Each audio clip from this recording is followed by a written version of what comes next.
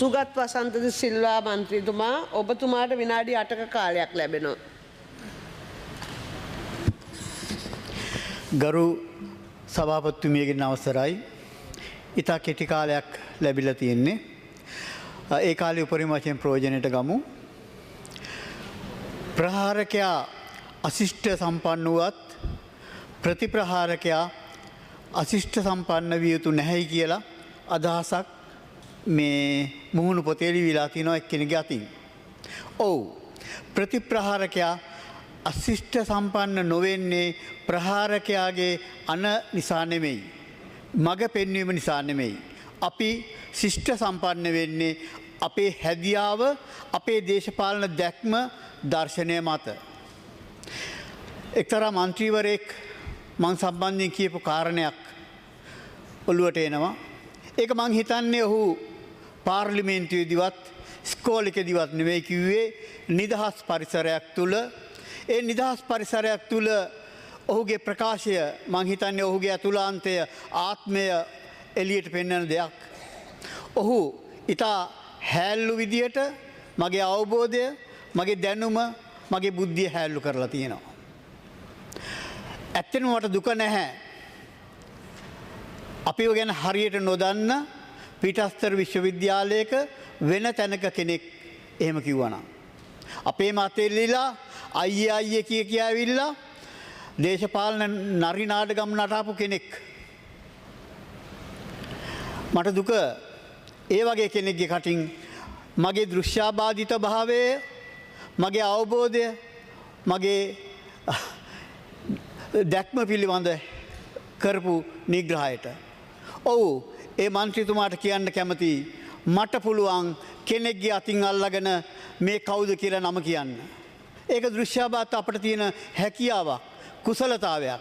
හැබැයි සභාපතිතුමිය අපට කියන්න බෑ අතින් අල්ලගෙන ඒ යකාගේ පපුව ඇතුලේ තියෙන බ්ලේඩ් ගැන, වීදුරු කටු ගැන, කටුකම්බි ගැන. අපට කියන්න පුළුවන් එයාගේ නම විතරයි. එම හැකියාවක් තිබුණා නම් හරිම ප්‍රයෝජනවත්. එහෙමනම් කවදාවත්ම ඒතුමාගේ අතින් වැරදිලාවත් අල්ලන්නේ නැහැ.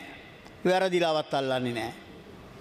ඊළඟ කාරණය තමයි අවුරුදු 76කට සාපය ගැන මං කියනවලු. ඔව්, මං අවුරුදු 76ක සාපය ගැන කියනවා.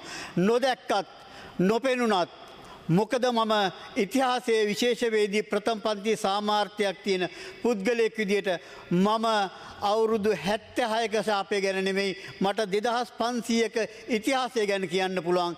අවුරුද්දෙන් අවුරුදු 100න් 100 අවුරුද්දේ 100 මං 76ක වකවානුව ගැන කියන්නේ නිකන් කටට එනවටවත් වෛරය වපුරවන්නවත් නෙමෙයි. අපි නෙමෙයි වෛරය වපුරන්නේ. ඒ ප්‍රකාශකයා කියන අන්තිමට මුන්ට ගහනකොට පාරවල් සොයාගන්න බැරිව නන්නත්තර වේවි කියලා. ගරු සභාපතිතුමිය මොකද්ද මේ කියන්නේ?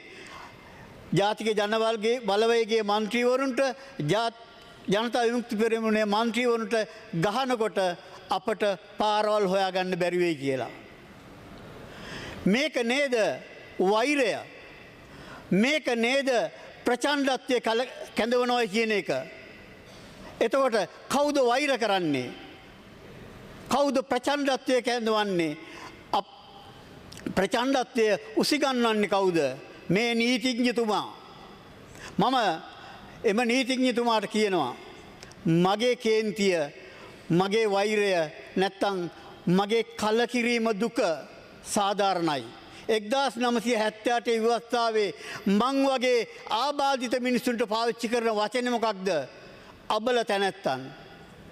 දුක නැද්ද? දුක නැද්ද? වේදනාවක් දැනෙන්නේ නැද්ද? ඊළඟට 1996 පනත ආබාධිත තැනැත්තන් පිළිබඳව මේක යථාර්ථයක් වෙලා නැහැ. මේ දෙන අයිතිවාසිකම් යථාර්ථයක් වෙලා නැහැ.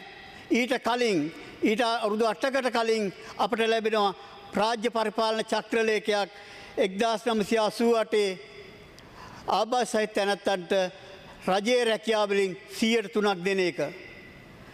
මෙච්චර කාලයක් ගිහිල්ලා ඒක යථාර්ථයක් වෙලා නැත්තම් ගරු සභාපතිතුමියනේ දුක නැද්ද වේදනාව නැද්ද දුක නැද්ද වේදනාව නැද්ද ඊළඟට 2003 ආබාධ සහිත තැනැත්තන් පිළිබඳ ප්‍රතිපත්තියක් එනවා ඒක මහ පොළොවේ පැලවුන්නේ ක්‍රියාත්මක වුන්නේ ඉතින් මට කියන්න දුක නැද්ද වේදනාව නැද්ද 2014 ජාතික ක්‍රියාකාරී සැලැස්මක් එනවා මේවා කැබිනට් මණ්ඩල අනුමත කරපුවා ඒ එකක්වත් ක්‍රියාත්මක වෙලා නෑ ඉතින් මට කියන්න දුක නැද්ද වේදනාව නැද්ද ඉතින් මේක නෙමෙයිද ශාපය තව විනාඩි දෙකක කාලයක් මේක නෙමෙයිද ශාපය මෙන්න මේ තව විනාඩි කීප මේක නෙමෙයිද ශාපය මේකට ශාපය නොකිය වෙන මොකක්ද කියන්නේ ඒ මන්ත්‍රීවරයාට නම් මුලමැද අග මතක නෑ මොකද හේතුව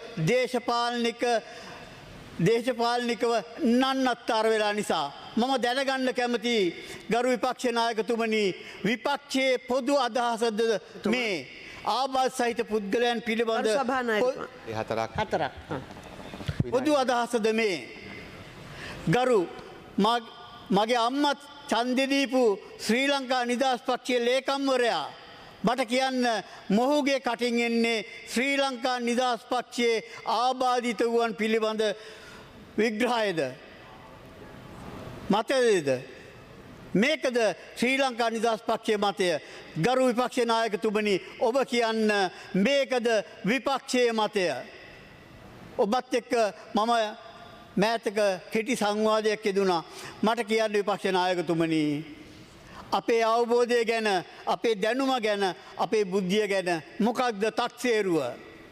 මොකක්ද තක්සේරුව මෙන්න මේ තත්ත්වය වෙනස් කරන්න තමයි අපි එක්වත් නොහැර යන ප්‍රතිපත්තිය අනුව වැඩ කරන්න සූදානම් මේ අවුරුද්දේ අයවැලේකනෙන් මාස 8ක් තුල අපි ආබාධ දීමනාව 7500 සිට 10000 දක්වා වැඩි කරනවා ඒ විතරක් නෙමෙයි ලක්ෂ 1.5කට ආසන්න ප්‍රමාණයකට දීපු ආබාධ දීමනාව අපි ලක්ෂ 4 දක්වා වැඩි කරනවා මේ ලක්ෂ 4 දක්වා වැඩි කරලා පොරොත්තු ලේඛන කියන සංකල්පය අපි ප්‍රාදේශීය ලේකම් කාර්යාල වලින් අතු ගන්නවා අයින් කරනවා මේ සියලුම සුදුසුකම්ලත් ආබාධ සහිත පුද්ගලයන් තව දුරටත් අපි පොරොත්තු ලේඛනේ තියන්නේ නැහැ ඇයි මේ පොරොත්තු ලේඛනයක් දෙන කට්ටියගේ කෝටායකින් තවත් සහෝදර ආබාධිත කෙනෙක් මිය යනකම් අපට සිද්ධ වෙනවා ඊළඟට පල්ලෙහා ඉන්න එක්කෙනා උඩට ගේන්න ගරු අමාත්‍ය පන්නිල සහෝදරයා කිව්වා වගේ අපි මේ සංඛ්‍යාව 4,10,000කට වැඩිය ගේනවා මොකද්ද වෙන්නේ කෙනෙක්ගේ මරණය ප්‍රාර්ථනාවෙන් ආධාරය බලාපොරොත්තුෙන් ඉන්න අපට ආබාධ සහිත තැනැත්තන්ට සිද්ධ වෙන්නේ නැහැ අපි එතනින් නතර වෙන්නේ නැහැ. ආබාධ සහිත තැනැත්තන්ගේ ප්‍රවේශ පාසුකම් පිළිබඳව තියෙන උනන්දුව සහ ඒ අවකාශයන් නිර්මාණය කිරීම සඳහා බල කිරීමේ ව්‍යාපාරයක් ගේනවා. ප්‍රවේශය තහවුරු කරන්න. සෑම මාදිලියකම ප්‍රවේශය තහවුරු කරන්න. ඒ ප්‍රවේශය තහවුරු කිරීම තුළින් තමයි ආබාධිත බව අයින් කරමින් නිර්බාධිත සමාජ ජීවිතයක් ඔවුන්ට උරුම කරලා දෙන්නේ. ඒ නිර්බාධිත බව මතවාදී තලයේත් අවශ්‍යයි. ඩිජිටල් තාක්ෂණයත් අවශ්‍යයි. අධ්‍යාපනයේදී සමාජ සුබසාධනයේදී කොටින්ම කිව්වොත් දෛනික සියලුම තැන්වලදී මේ නිර්බාධිත සමාජ ජීවිතයක අවශ්‍යතාවය ආබාධ මිනිසුන්ට අවශ්‍ය වෙලා තියෙනවා. මේ සංඛ්‍යාව 17 ලක්ෂයකට වැඩි. මේක ඉලක්කමක්. මේකේ සැබෑ ඩේටාබේස් එක සැබෑ දත්ත පද්ධතිය නිර්මාණය කරන්න මේ අයවැයෙන් කෝටි 10කට මුදලක් සමාජ සුබසාධන අමාත්‍යාංශයට මන්ත්‍රීතුමා තව විනාඩි දෙකක කාලයක් තියෙනවා. ආබාධ ලේකම් කාර්යයට දීලා තියෙනවා. මේ කටයුතු අත්‍යවශ්‍ය දෙයක්.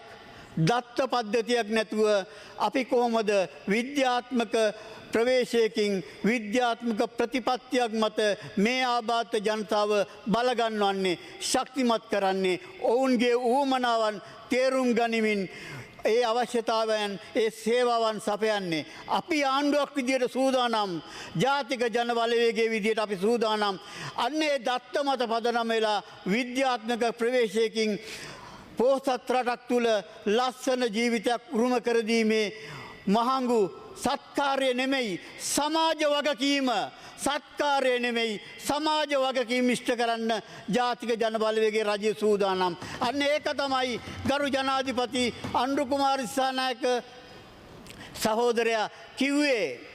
අනුර කුමාර දිසානායක සහෝදරයා තමන්ගේ අයවැය පූර්විකාවේදී කිව්වේ ආර්ථික විභව ශක්තියින් ආබාසයි තැනැත්තන් තුළ තියෙන ආර්ථික විභව ශක්තියින් ඔප්නංවලා ස්මත්තට ගෙනෙල්ලා ප්‍රබෝධමත් කරලා මෙන්න මේක ජාතික සංවර්ධනයට එකතු කරනවායි කියලා. ජාතික සංවර්ධනයට එකතු කරනවායි කියලා. අන්න එතකොට මොකක්ද සිද්ධ වෙන්නේ.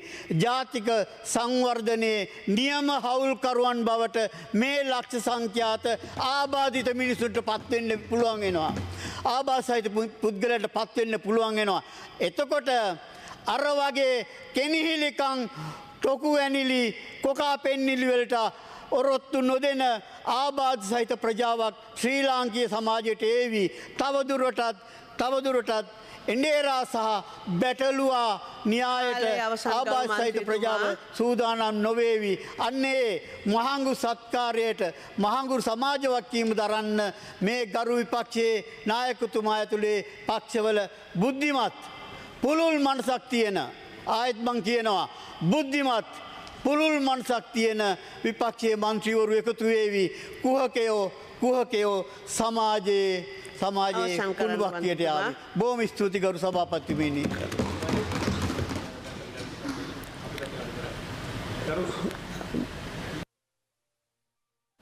ගරු තාජිත් ප්‍රේත මන්ත්‍රීතුමා. ගරු සභාපතිතුමනි අපේ ගරු මන්ත්‍රීතුමා ආබාධිත ප්‍රජාවේ අයිතිවාසිකම් පිළිබඳව සඳහන් කරන ලද ඒ සියලුම මෙතෙක් ඉදිරිපත් වී සම්මත වී ක්‍රියාත්මක නොවූ යෝජනත් ඒ වගේම ඔබතුමාලගේ ප්‍රතිපත්ති ප්‍රකාශයේ සඳහන් වෙලා තියෙන ඒ ආබාධිත අයිතිවාසිකම් පිළිබඳව දැක්වෙන වැදගත් ඒ සියලුම යෝජනත් ඒවා සම්මත කරගන්න ක්‍රියාත්මක කරගන්න ගරු විපක්ෂ නායක සජිත් ප්‍රේමදාස මැතිතුමත් ඒ වගේම මමත් ඔබතුමාට මම පේන්නේ නැති නිසා මම අජිත් පී පෙරේරා මම අදාළ සහයෝගය ලබා දෙනවා. ඒ වගේම සහයෝගයෙන් ක්‍රියා කරනවා. ඒ වගේම ඔබතුමාට යම් සිත් ඇවුලක් ඇති වෙන සිදුවීමක් සිදු වුණා. අපි සමස්ත විපක්ෂයේ හැටියට ඔබතුමාට බලවත් කනගාටුව පළ කරනවා. නැවත එවැනි සිදුවීමක් සිදු නොවීමට අපි කටයුතු කරනවා කියන කාරණේත් විපක්ෂයේ වෙනුවෙන් වගකීමෙන් කියන්න ඕනේ. ආබාධ සහිත තැනැත්තන්ගේ අයිතිවාසිකම් ආරක්ෂා කිරීමටත් සමාජයේ අනෙකුත් සෑම පුරවැසියෙක් ලෙසම සමාන අයිතිවාසිකම් භුක්ති විඳීමටත් ඒ විශේෂිත අවශ්‍යතාවයන් පිළිබඳව අවධානය දක්වලා ඔවුන්ට අවශ්‍ය කරන යුතුකම් ඉෂ්ට කරන්නත් විපක්ෂයේ වශයෙන්ුත් ගරු සජිත් ප්‍රේමදාස මැතිතුමත් කැමැත්තෙන් ඉන්නවයි කියන කාරණය ඔබතුමාට සඳහන් කරනවා. බොහොම ස්තුතියි.